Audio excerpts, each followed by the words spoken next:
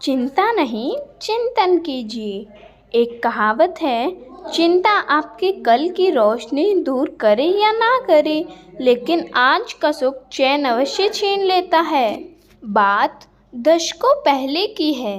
गुजरात के एक शहर में एक वकील साहब पत्नी के साथ रहा करते थे। वकील साहब पत्नी से बेहद प्यार करते थे।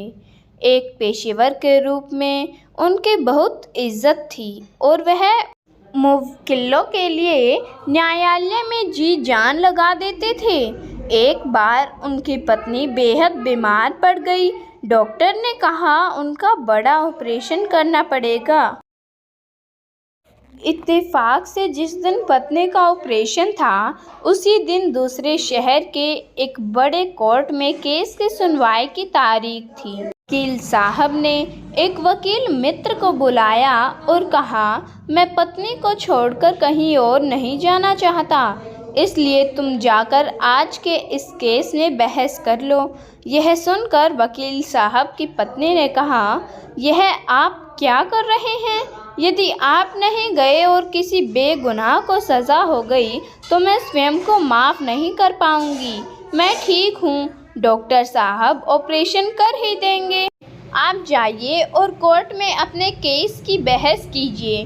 पहले तो वकील साहब तैयार नहीं हुए, लेकिन पत्नी की जिद के कारण आखिरकार दुखी मन से ही लेकिन वह दूसरे शहर कोर्ट के लिए रवाना हो गए। मुकदमा शुरू हुआ। वकील साहब बहस करने लगे। बहस के बीच ही कोर्ट के दरबार ने उनको एक कागज़ का टुकड़ा ला कर दिया। वकील साहब ने कागज़ खोलकर पढ़ा और फिर उसे पढ़ने के बाद पॉकेट में रख लिया और बहस करने लगे। कुछ समय बाद कोर्ट का फैसला आया। वकील साहब केस जीत गए थे। सभी उनको बधाई देने लगे। किसी ने पूछा, वकील साहब वह कागज़ का टुकड़ा कैसा था? वकील साहब बोले, दरअसल वह टेलीग्राम था। अभी कुछ समय पहले मेरी पत्नी की मृत्यु हो गई है। वकील साहब का जवाब सुनकर वहाँ लोग स्तब्ध रह गए। उन लोगों ने पूछा, वकील साहब आपकी पत्नी की तबीयत ठीक नहीं थी, तो आप आज आए ही क्यों?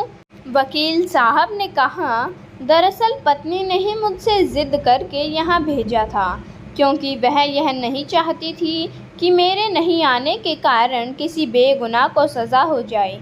ये बात सुनकर वहाँ लोगों की आंखें नम हो गई। वह वकील कोई और नहीं बल्कि देश के पहले उप प्रधानमंत्री व गृह मंत्री सरदार वल्लभ भाई पटेल थे। यदि आपको यह कहानी अच्छी लगी तो चैनल को सब्सक्राइब अवश्य करें। धन्यवाद।